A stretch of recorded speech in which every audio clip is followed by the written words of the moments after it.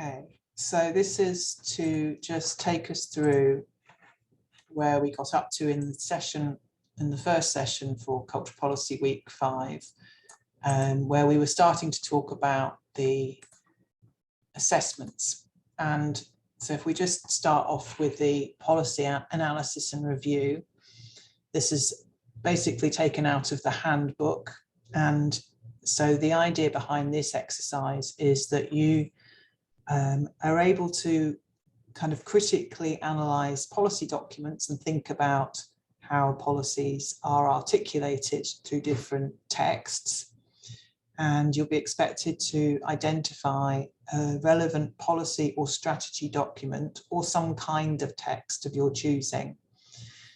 And we want this to be an opportunity for you to explore a particular area of policy or arts management that you are interested in as well. So don't feel that you have to take Arts Council England's latest strategy. Choose something that is relevant to your interests and something that you want to discover and explore more critically as part of this course. And as it says here on this slide, the document could be something that's a policy or strategic report. It could be a research report that has been commissioned, or it could be the text of a speech. It could potentially be, as we're going to look at in a later part of this session, the Peter Bazalgette article in the media. Or it could even be a video or an image or something on social media. We recommend that you choose something from a single source rather than, as Melissa Nisbet did. She chose a number of different documents and compared and drew on them in her discourse analysis. She was doing that as a piece of research that led to a research article that was 7,000 words long, so 7,000 or 8,000. For this piece of work, it is you only have a shorter piece of writing, so you can only really go up to 1,500 words. So we recommend that you choose something from a single source. However, if you identify a number of similar sources and you feel that you can manage to talk about them in a way that you bring them together to explore a particular policy, then you could also do that.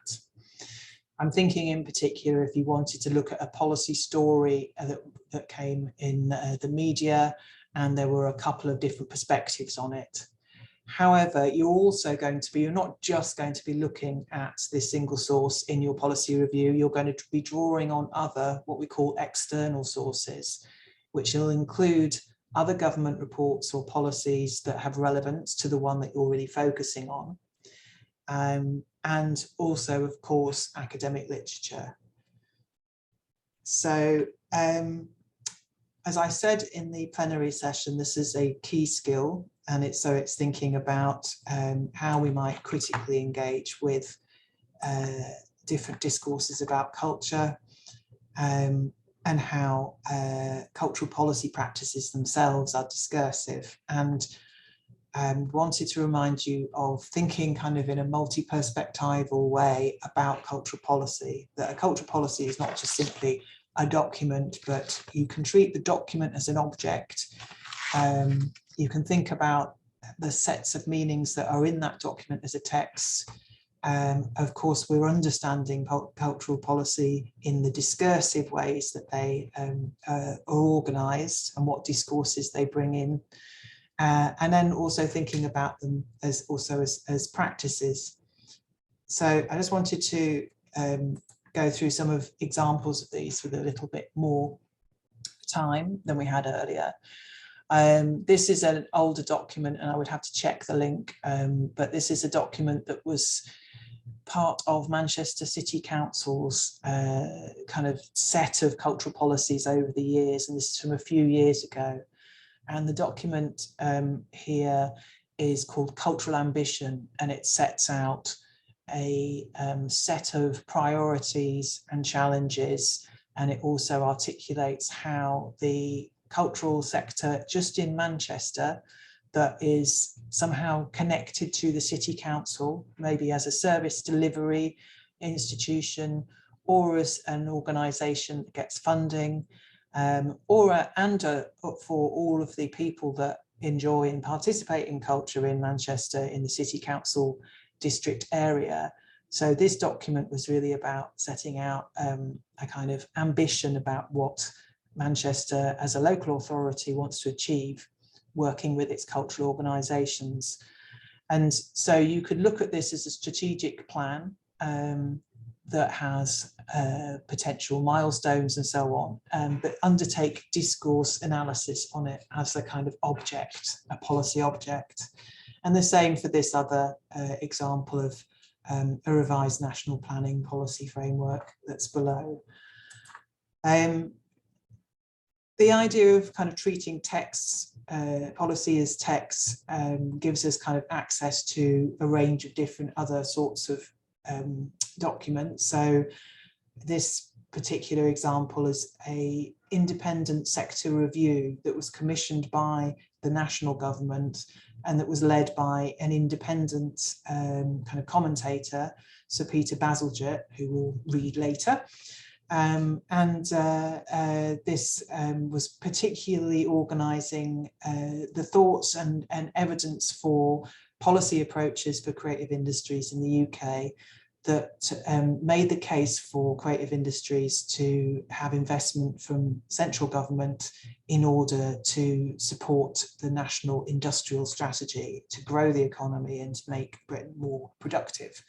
And so you could take a document like this as a text and try to understand what kinds of discourses are within it. And actually, indeed, that's something that I've done recently in a piece of writing, which is looking at the industrial strategy and local industrial strategies in Greater Manchester and Birmingham.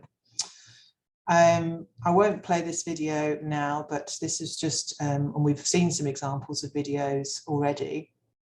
But this is an example where we could, you can take this Arts Council England video, which has a kind of very pretty pictogram, you know, of the way that it funds different organisations and different strategic priorities around the country, and its different funding streams. And you could look at that through a discourse analysis lens by looking at what kinds of things are said, but also looking at the visuals and the way that different parts of the funding ecology are depicted.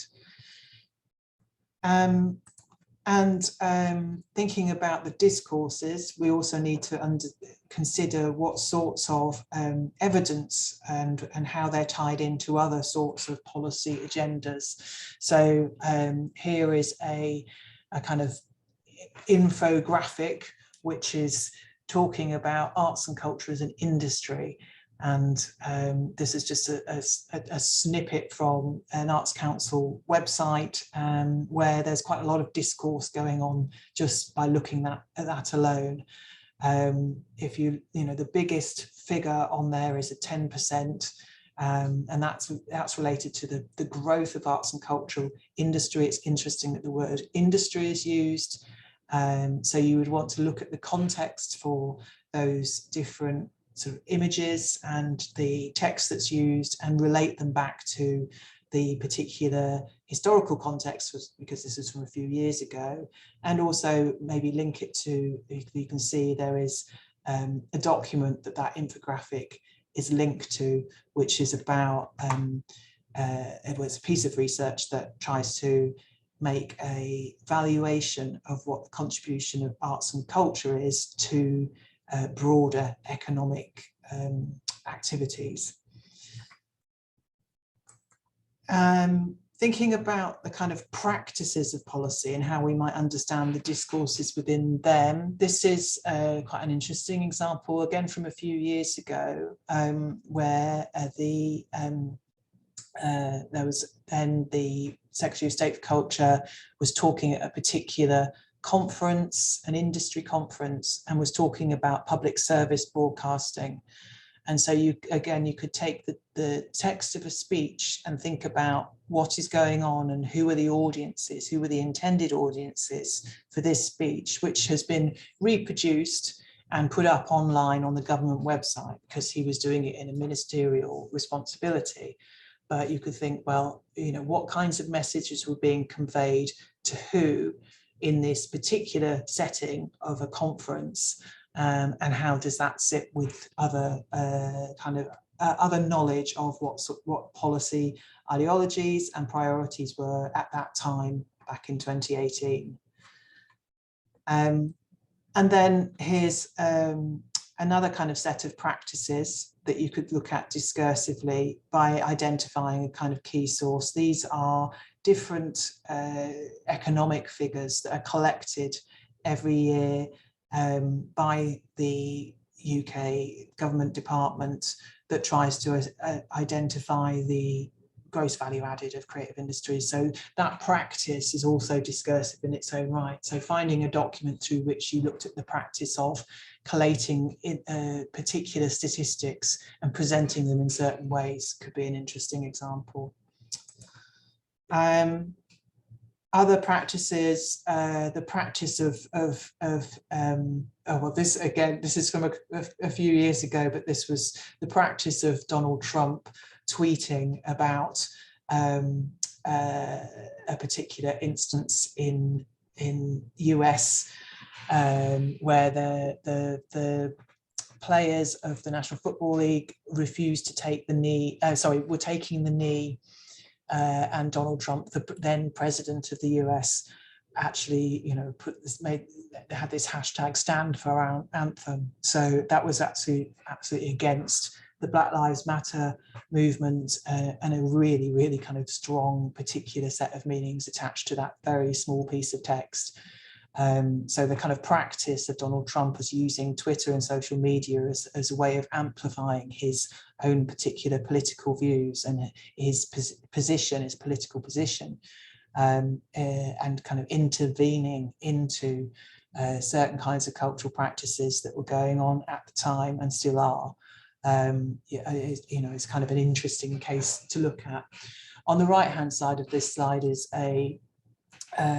where there was a protest from particular music acts that were due to play at a national event in the north at the time, and who pulled out of appearing at this event because that publicly funded event had also been sponsored by arms manufacturers. And so the musicians involved refused to get involved in something that was sponsored by arms manufacturers, and it caused a big problem for the Department for Culture, Media and Sport, who were funding the event, because they'd lost some of their income. So you could understand you could look at that as a kind of set a text and kind of analyze what was going on in terms of the ways that people were talking about protest and talking about sponsorship in relation to the DCMS's policy to put on a great exhibition of North at that time. So these are perhaps more complicated aspects of undertaking discourse analysis by looking at social media or other media articles. But if you feel that it's something that's interesting you, then you could identify them as documents, as texts that you want to undertake discourse analysis on. But you could also make life simpler and kind of choose a particular policy document. This next slide was, we've seen this already because it was involved, it's in as part of Susan Oman's video, and she in that kind of reiterates the point that Nisbet mentions about documents not being neutral. So they're never just kind of transparent reflections of organisation. And so this, I just wanted to remind you about this, particularly because of the point where it says they're written with an audience in mind, and you also need to think about the what's. What is it that they are hoping to accomplish? What is the intention behind those documents? So here's some questions to ask yourself when you're thinking about which policy document or text you are going to review, or set of kind of texts that you're going to review in relation to a particular policy. Do you want to look at something that's happening in the now? Do you want to look at something that is very much kind of live and new? Is it something related to the pandemic, or is it something related to the current funding situations in contexts that you're looking at? Or do you want to look back in time and look at something historical?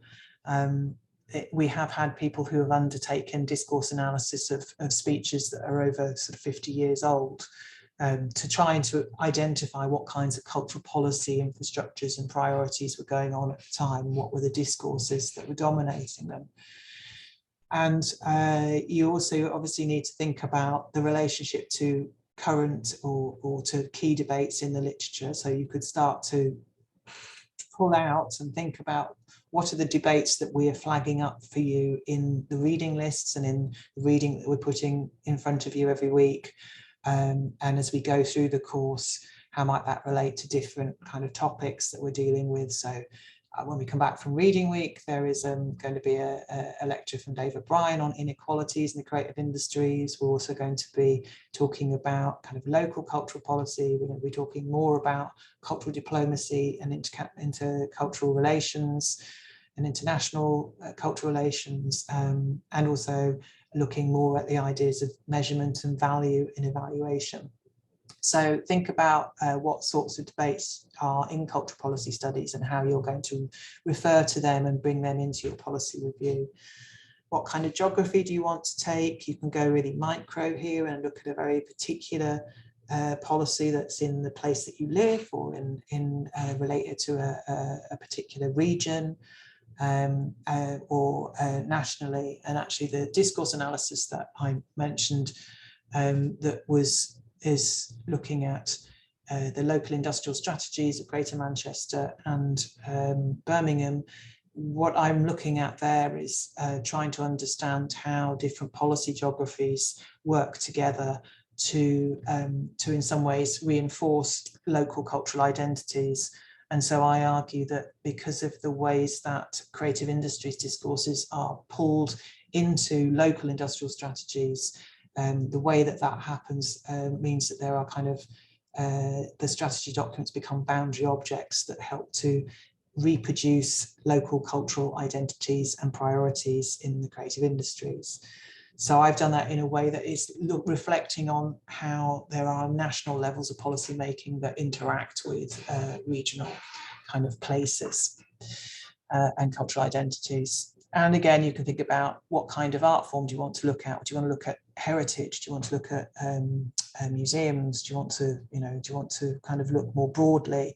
So try to make something that you can tell a story about as well, that you can create an argument about, that you're interested in, and think about it rather than trying to take on a very, very sort of unwieldy, large set of a policy framework that is very general. Maybe think about, well, actually, how does this, say you're particularly interested in music and education, or classical music, or a particular theatre form, or outdoor arts, or whatever, then think about how you might choose a policy that has some kind of effect or it involves that art form in a way. And then that might also tie in with other research interests that you have. Okay, what are you looking for? So we've talked about the idea of being bullshit detectors. So, and also today we've talked about being cynical and suspicious to some degree. So you're looking in your text for you're looking to describe what kind of format it's in. You want to be able to say in your policy review, kind of what shape is it? Is it a research report that is a technical report that sits behind a policy that's an action plan? Is it an action plan? Is it a policy document that an organisation has on their website that tells you something about broader cultural policy trends or debates at the time? Is it a meme? Is it a tweet? And so on. And how are you going to relate that to you know, your broader argument within the review? You need to think about, and we talked about this a lot, about the idea of context. So what's the context of the production of the policy document or text? Who's driven it? Why has it appeared in the world when it did? And also, you know, who's behind it? What interest do they have? Who is it targeted at? What is the context of the consumption or the reception of this text? What is it intended to achieve? And what might be unintended consequences of this particular policy document coming out? And then in terms of language, tone and intention, what sorts of discursive practices can you identify? You might, and we'll talk about this in a moment, and we'll try it with the exercise for this seminar, to look for keywords and to identify maybe if they're repeated.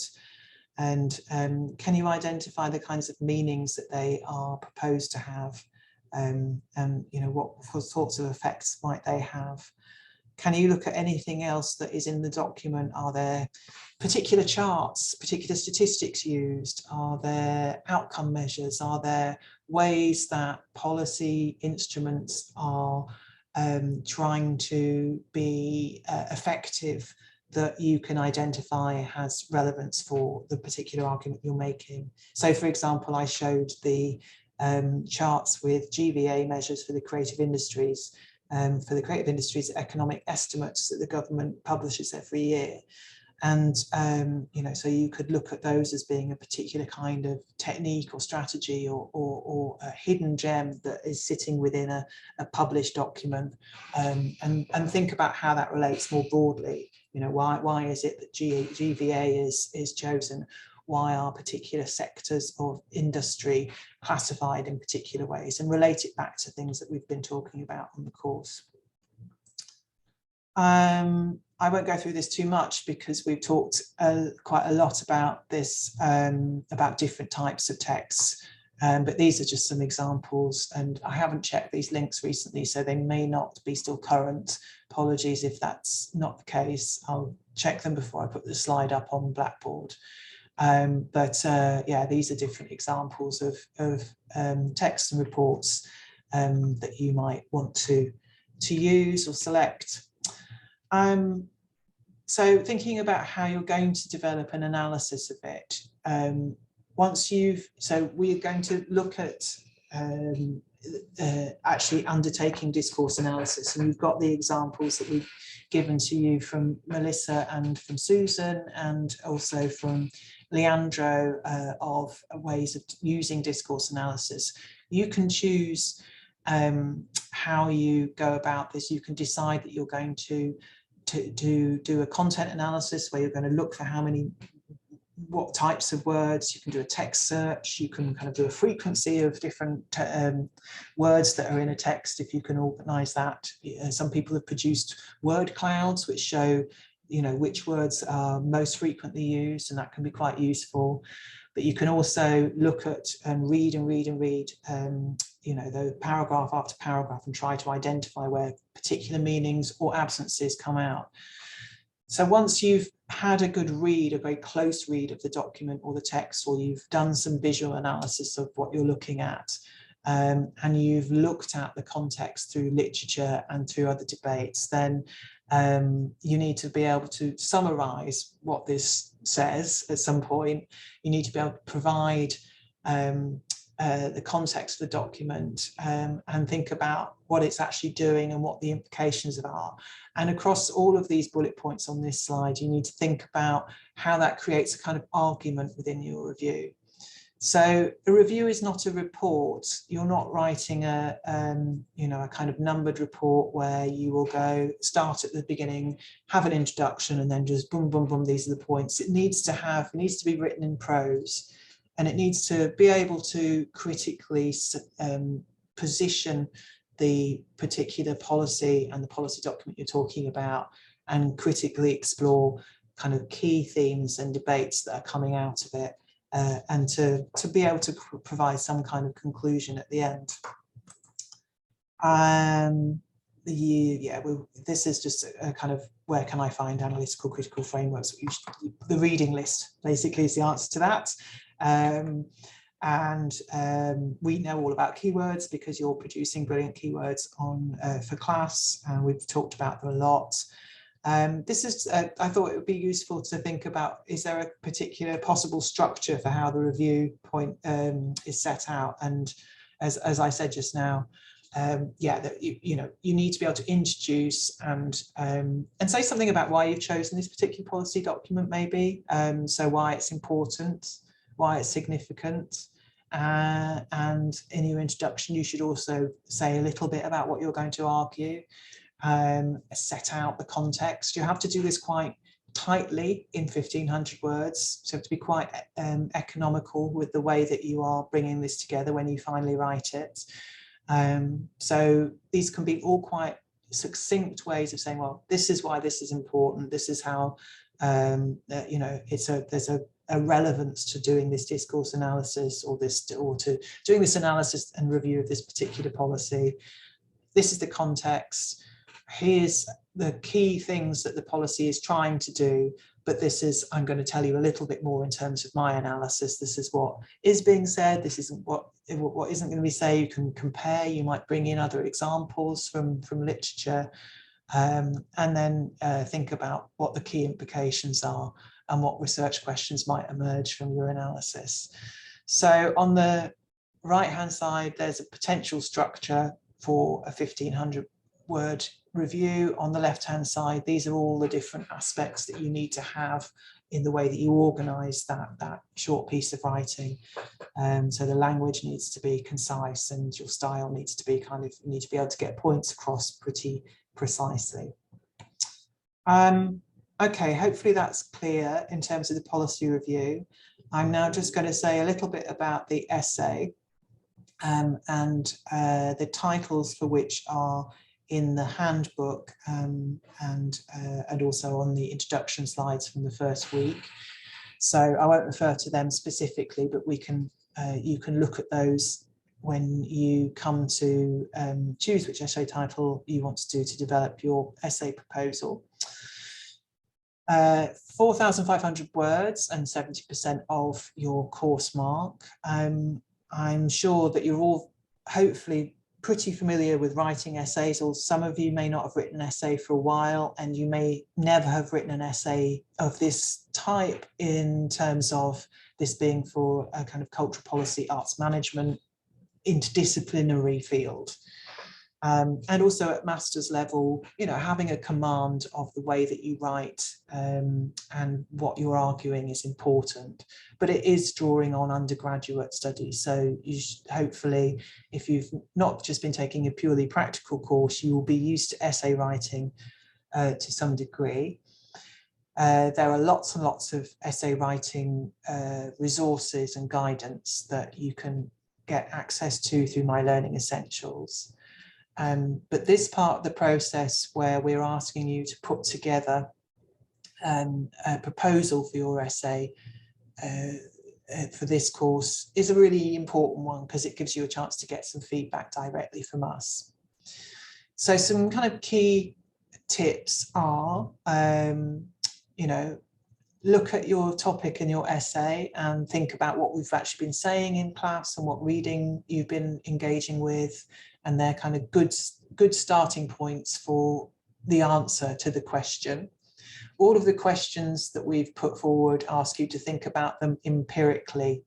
So this is where you're choosing case studies to illustrate the answer to whatever statement or question is within the essay title.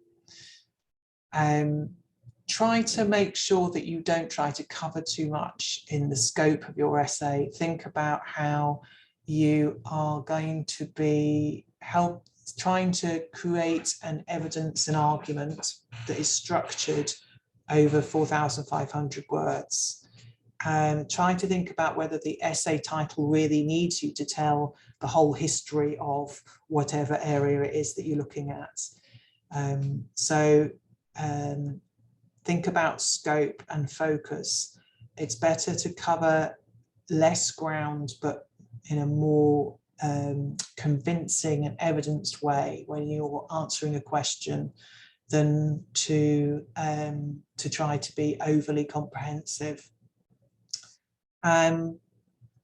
You may find that the question that you're answering can be answered by bringing together just a few key texts, but the way that you bring those texts together, so say that perhaps you're looking at a question which is around cultural generation, or I'm just going to get the essay questions in front of me here actually.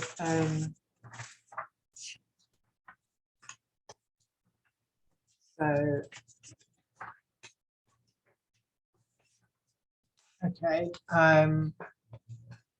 Question 4, how can and how do cultural policies address issues of diversity and inequality? Can they sometimes perpetuate them?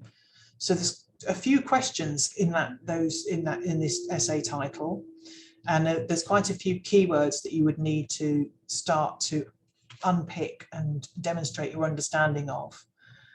So diversity and inequality, and the question is asking, do cultural policies help with those two things?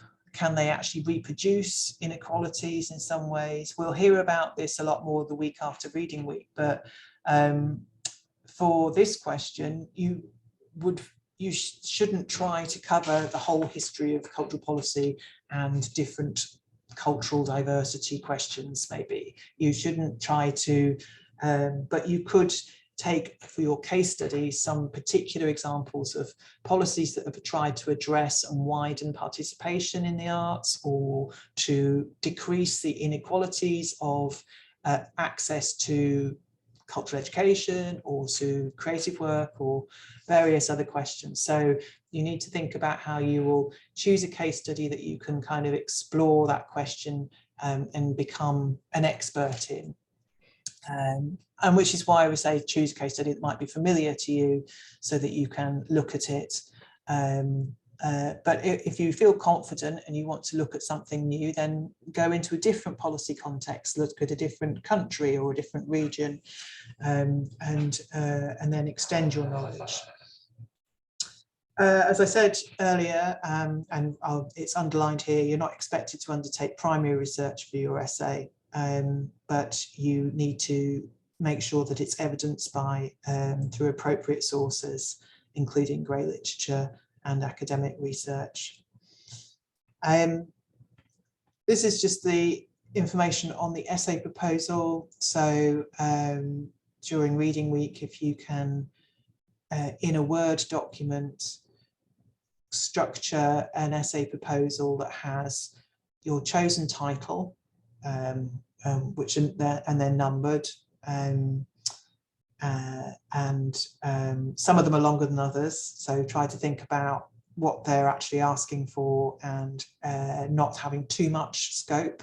Then you need to write a couple of paragraphs really about how you intend to approach this question and what you're going to identify as a kind of case study or case studies that will illustrate your answer. And you need to write that in prose, not bullet points, so that we get a sense of your writing style. We can give you some feedback on that. Then you need to indicate what you think might need to be the content and the structure of the essay. So if you were going to look at a particular question, you're going to spend some time looking at the existing literature around that question. It might be that there's a couple of key texts. Then you would say that you're going to choose one or two case studies that will illustrate that answer, and then there might be a section on particular implications of your argument, or so on. So the different sections of your essay, thinking about 4,500 words, that's around about somewhere between 8 and 15 paragraphs, maybe, depending on how long your paragraphs are. But it may be it's 3 or 4 sections of your within, or 4 or 5 sections of an essay that have different parts of your arguments in it. And so just try to put down what you think the structure of the essay is going to be, and give us a small bibliography of relevant sources that you found. Yeah, if you can send those to Leandro and I by email before the 11th of November, that would be great. This was just this final slide, and I will stop talking in a moment because I want to hear from you or need to get you to do some work. Is just to think about how we assess essays and what feedback you'll get from us. And these are 4 quadrants, but normally when you get written feedback after you've submitted your essays, you'll have 4 sections to the feedback, and there will be about structure and argument, knowledge and understanding, use of sources, and style of presentation. And these are the kind of really kind of key building blocks for academic writing and academic work. And that goes across any piece of work that you're submitting on this programme. So for your structure and argument, we are looking for clear introduction to what you're doing, lots of what we call signposting. So within the structure of your essay or your policy review, you need to create signposts within your writing that say things like, in this section, I am discussing such and such. This relates to something I'm doing later on. So that's what signposting means. So a structured essay or piece of work has an introduction. It has those kind of clear aspects that are setting out existing knowledge, analysis, and conclusions. And these are tied by what's called a red thread. So you're not wandering around the field of whatever essay question you're looking at, but there is a red thread of your argument that links how you're opening up the question, how you're dealing with it, and what kinds of analysis and findings that follow on. Looking at knowledge and understanding, you can demonstrate that this in a number of ways. So you can demonstrate that you have responded to things that we've pointed out as your course lecturers, but also things that you've found through engaging with contemporary cultural policy stories and debates. You can look at things that have come up elsewhere on the programme in arts management principles and practice. You should be able to demonstrate your knowledge and your understanding because you've selected and properly critically engaged with the reading, as well as any other empirical materials that are useful for case studies. Looking at the use of sources, make sure that you distinguish between using academic literature and grey literature, particularly if you are using a lot of, say, news stories or media stories. They are not the same sources as academic literature. So you would use a news story in your essay to support an argument or create an argument in a different way than you would an academic text. Make sure you get into the practice of properly referencing all of your external sources. So we don't have a house style for referencing on this programme, but we ask you to be consistent by using one of the styles for referencing sources, and that includes, particularly for direct quotations, you make sure that you don't have too many direct quotations in an essay or a piece of work, that only really use direct quotations if they're things that you can't say in your own words. And if you do that, you need to identify exactly where they come from. And there are lots of supporting guidance documents for referencing and for avoiding plagiarism, so there isn't really any excuse. Obviously, many of you are writing in a language that isn't your first language, and I'm always incredibly impressed by the fact that you can do that at all. So having clarity of written expression and being able to use accurately kind of good academic English is a really important skill, and it's something you can develop over this course. We will be, we understand if people are writing in different languages, but the main thing is about thinking about how being able to get your arguments clearly expressed is the key thing. Obviously, use a spell checker, make sure you proofread, try to avoid, silly mistakes. and use a spell checker in English and so on. But you know, it's really the expression that we're looking for, that we understand, that you understand what you're saying, and that you've crafted something where the meaning is coming across. And you can use paragraphing structure and ways to kind of improve your style and presentation. That's quite a lot from me on that, and I know I've been talking for quite a long time.